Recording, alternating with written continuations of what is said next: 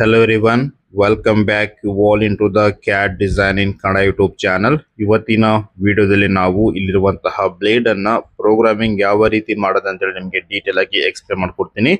ಅದೇ ರೀತಿ ನಮ್ಮ ಕೋರ್ಸ್ ನ ಪ್ರೈಸಸ್ ನಾನು ಇಲ್ಲಿ ಬಾಟಮ್ ಅಲ್ಲಿ ಮೆನ್ಷನ್ ಮಾಡಿದ್ದೀನಿ. ಯಾರಿಗಾದ್ರೂ ಇಂಟ್ರೆಸ್ಟ್ ಇದ್ರೆ ಕಾಣ್ತಾ ಇರುವಂತಹ ನಂಬರ್ಗೆ ಕಾಲ್ ಮಾಡಿ ನೀವು ಕೋರ್ಸ್ ಅನ್ನ ಪರ್ಚೇಸ್ ಮಾಡಬಹುದು.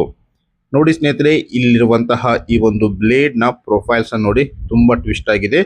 ಸೊ ಈ ಒಂದು ಬ್ಲೇಡ್ ಅನ್ನು ನಾವು ಪ್ರೋಗ್ರಾಮಿಂಗ್ ಮಾಡ್ಬೇಕಂದ್ರೆ it is a very complicated programming. Okay, so ಇದನ್ನ ಯಾವ ರೀತಿ ಪ್ರೋಗ್ರಾಮಿಂಗ್ ಮಾಡೋದು, ಸೊ ಇವೆಲ್ಲವೂ ನಮ್ಮ ಕೋರ್ಸ್ ಅಲ್ಲಿ ಡಿಸ್ಕಷನ್ ಮಾಡ್ತಾ ಇದ್ದೀವಿ.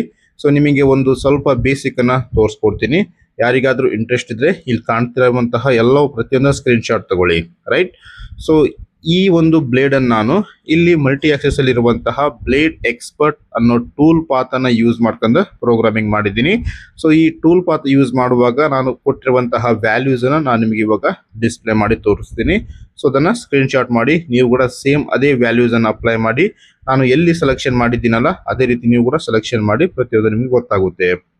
ಸೊ ಹಾಗಾದ್ರೆ ನೋಡಿ, ಇಲ್ಲಿ ಬ್ಲೇಡ್ ಎಕ್ಸ್ಪರ್ಟ್ ಎರಡು ಟೂಲ್ ಪಾತ್, ಒಂದು ರಫಿಂಗ್ ಇನ್ನೊಂದು ಫಿನಿಶಿಂಗ್ ಅನ್ನು ಯೂಸ್ ಮಾಡಿದ್ದೀನಿ.